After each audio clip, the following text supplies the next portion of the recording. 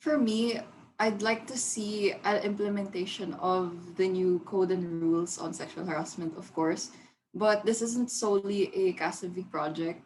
I know it's something that the GAD has been committee or the GAD focal person has been working on ever since the launch of the code. And since it's very new right now, new structures are still being established and new offices are still being launched. And it's really refreshing to see because I think it's something long overdue.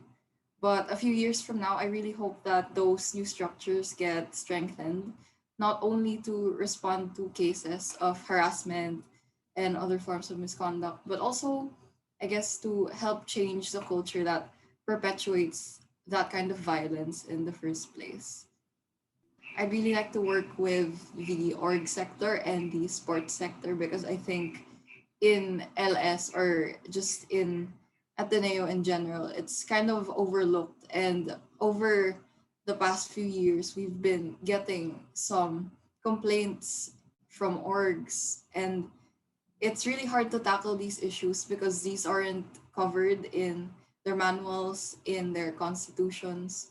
So as of now, it's just really hard to reach out and to help manualize these changes that are happening in Ateneo.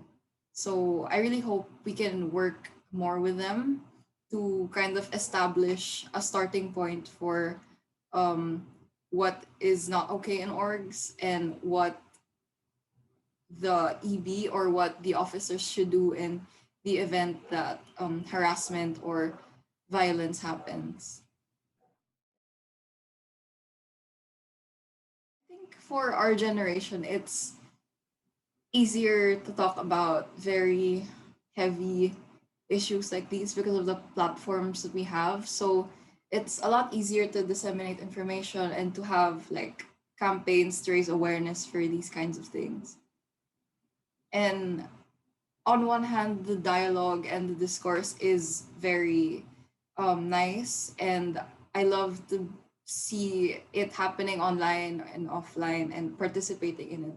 But also sometimes it does get noisy, it does get oversaturated, and it's not given the nature of the work that we do. It's not something that I guess if you think about it every day and if you work on it every day, it does get draining. But then I guess that there comes the importance of your support systems. Even outside of Ateneo, there are student groups that really push for schools to emphasize and protect their students from cases like these. And then outside of student groups or outside like peer-to-peer stuff, there's also offices like the LS Gender Hub that we're very thankful for because they kind of give us a structure to the work that we do because on our own we're just students who give emotional peer level support to survivors of sexual violence.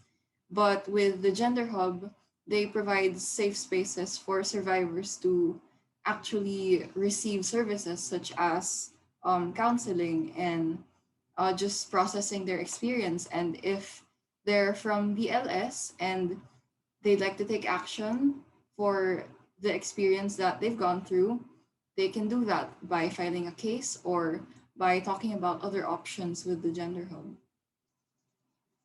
As a student, I can see that we've made a lot of progress in our representation of women in leadership, whether that's orgs or different offices. And I think that's really important because there are some issues that um, women kind of are at the forefront of. And it's nice to see that they have a voice, they have the platform to address those kinds of issues in the organizations or the groups that they're a part of.